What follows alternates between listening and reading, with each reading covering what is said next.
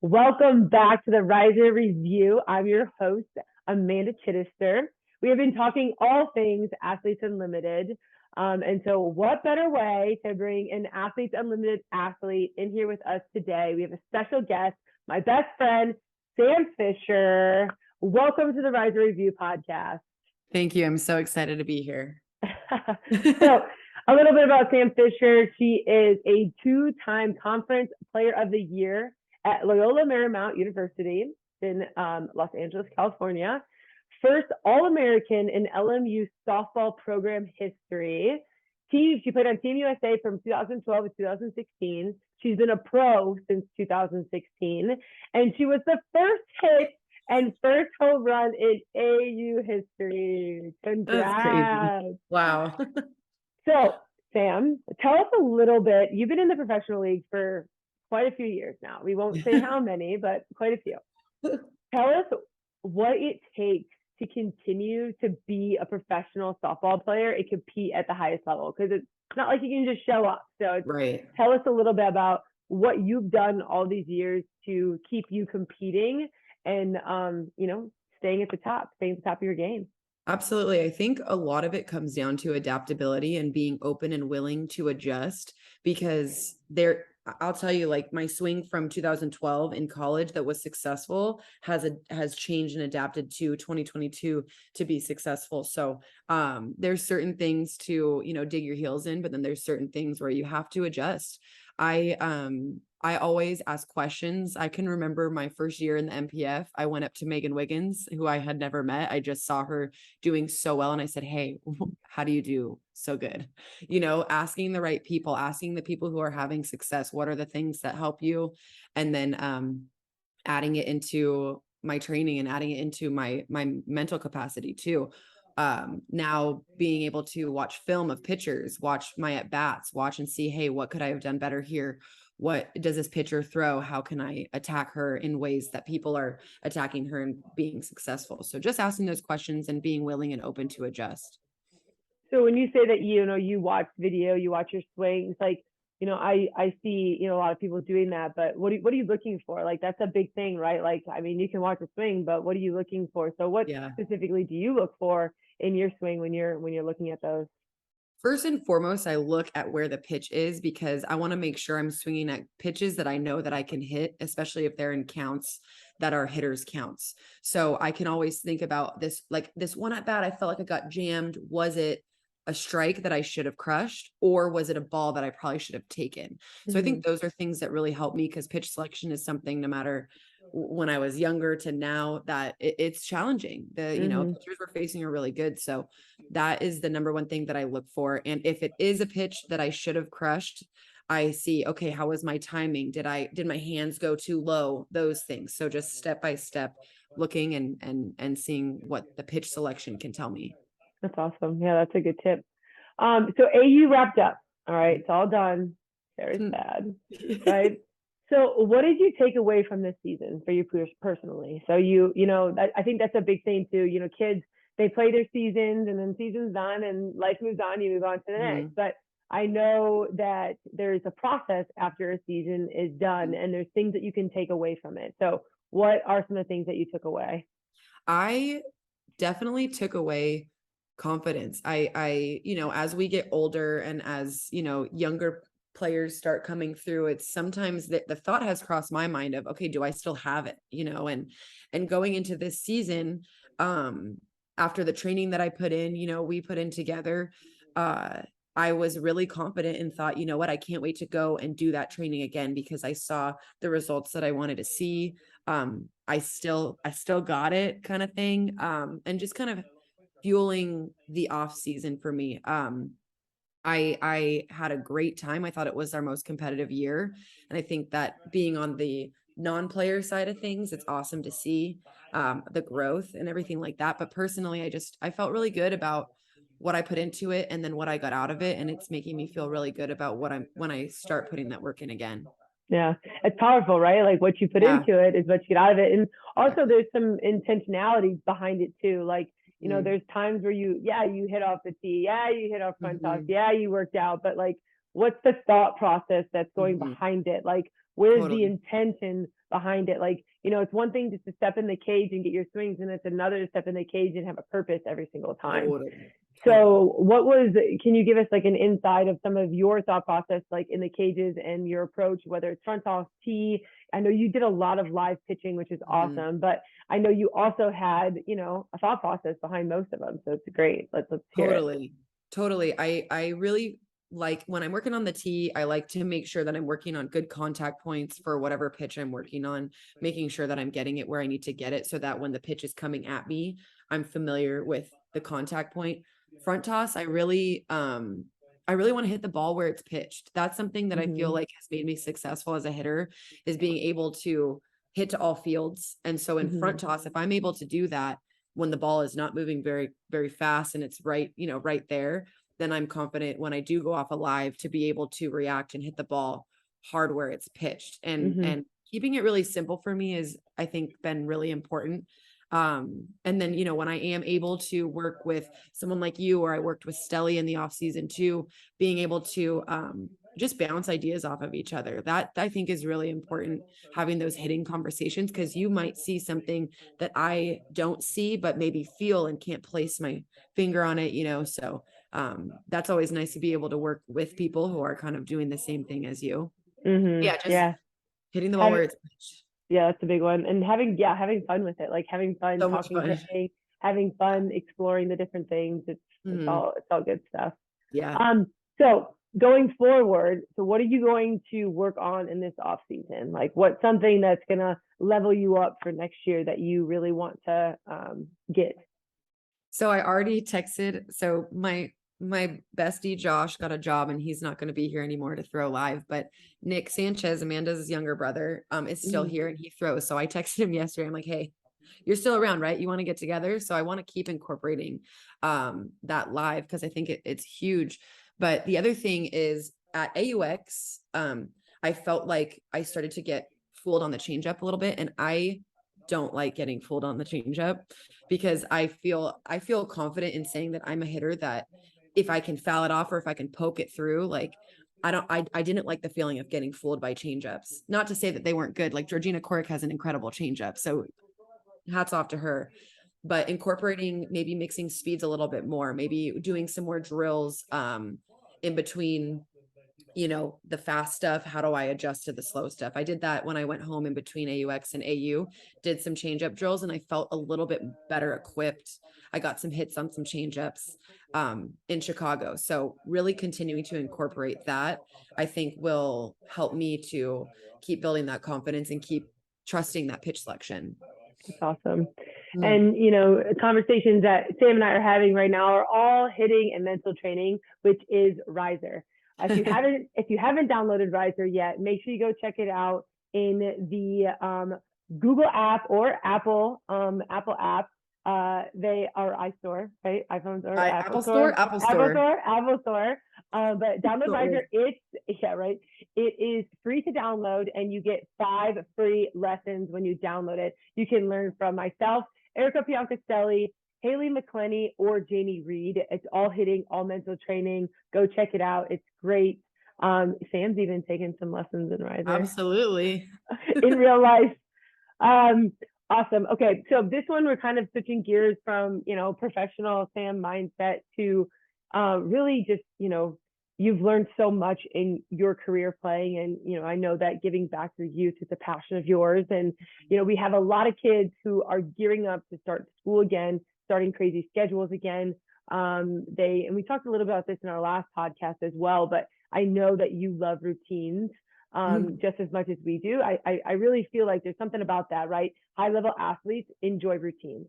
So, Mm-hmm. and why is that? So give us some your take on why routines are important, maybe some tips on to establish it. And then I'd love to know what your non-negotiables are.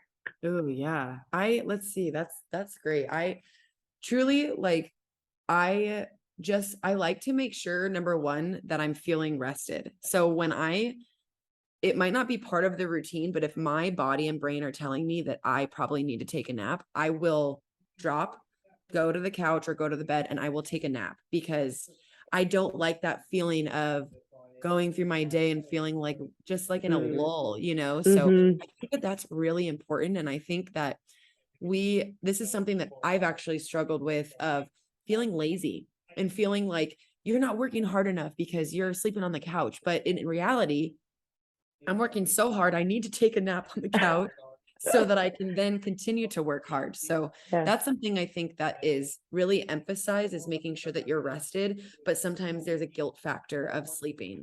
totally. So removing that feeling from it, it's so freeing, and be like, you know what? I'm getting my favorite blanket and I'm taking a nap and I'm continuing my day. That's But awesome. I think it goes along the lines with intention, like what you're talking about with practicing.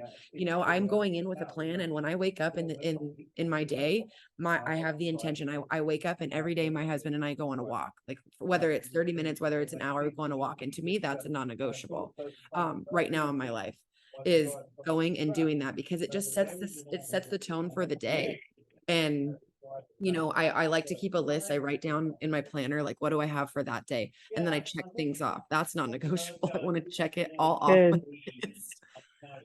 But in the off season, days look different, right? Like I could have days where I'm gonna do lessons. I could have days where I have Zooms or stuff with the PEC.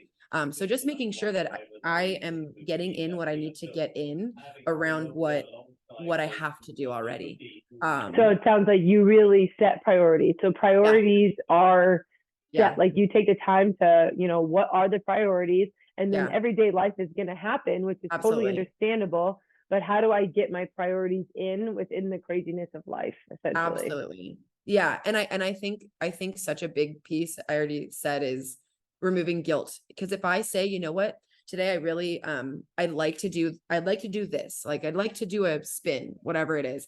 And if life happens and I'm able to get some other things that might have just accidentally bumped up in priority, and I don't get my spin in, removing the guilt and being like, you know what? When could I have done it? Because I had X, Y, and Z that I needed to Mm-hmm. actually do, and I didn't realize it until the day started. So Totally. just removing the guilt and being like, oh, I'm not working hard, when in reality, life, like you said, life is happening. You have to do things. So Mm-hmm. That's awesome. Good stuff. And so just, yesterday was a big day. One, because it was your birthday. So a huge day, but yeah. also it's a big day for a lot of softball players because it is September 1st. Hmm. It's a heavy day, right? Like, I mean, all these different phone calls. Maybe you got a ton, maybe you got none, right? Right. Like, I mean, it is a spectrum across the board. Maybe you got one, maybe one got Hmm. canceled. Who knows, right? Yeah. What is some advice you could give those young aspiring softball players to get through these high of highs or low of lows, right? Because we know that people are experiencing everything in Right. this area. Right. I think to talk about the low of lows first, is that it's really easy to compare. Oh, I only got one call and Stephanie got 15. Like I suck. That Mm-hmm. doesn't mean actually anything, right? So I think about when I was getting recruited, I think I had three schools. Like Oklahoma wasn't knocking down my door, and UCLA wasn't like, hey, come here. Hutch from Michigan definitely didn't send me anything, you know? but but what matters at the end of the day is, what do you want? Do you know where you want to go to school? Like, do you have things that are important to you in a college? Like that. So if you're not getting a lot of attention, don't compare yourself to people who are, because I see it on Twitter all the time. I see it, posted on social media, like, oh, I've got this offer, that offer, this offer, that offer. And it looks really exciting and cool, but they still have to make a decision on one school, and it has to be the right school for them. So Mm-hmm. taking out the comparison, I think, is really important. And then on the higher end of things, if you got 25 schools that are calling you, you still have to make a decision. What school is your school? And you know what? Yeah. It could be none of those 25. Yeah. So figuring out between what's important to you as an athlete, what's important to you as a student, and then what's important to you as a person, that's going to help you make You those gotta write those things down. write them down. Write Yes. them. That way you're not jumping from school to school to school. Like you don't even have to worry about jumping into that transfer portal because Totally. you've done your due diligence and figured it out what you want for Mhm. you. And I know it's really hard at that age for some of you young ones to know what you want, but you kind of have an idea of Totally. things that maybe you're interested in or intrigue you, or, values, or how people coach, or, Yeah. there's so many different areas, but do your due diligence. It's not just Mhm. about playing on the softball field. Like, there's so many different things Oh my involved, gosh. and you really need to sit down and write it out. Think about it, you know? So true. Yeah. So, and another thing too is do your research. Like, if you're gonna get on a call with a coach, know the school, know Yeah. what the school has done, involved in, know the coaches' names, make sure that you do your research.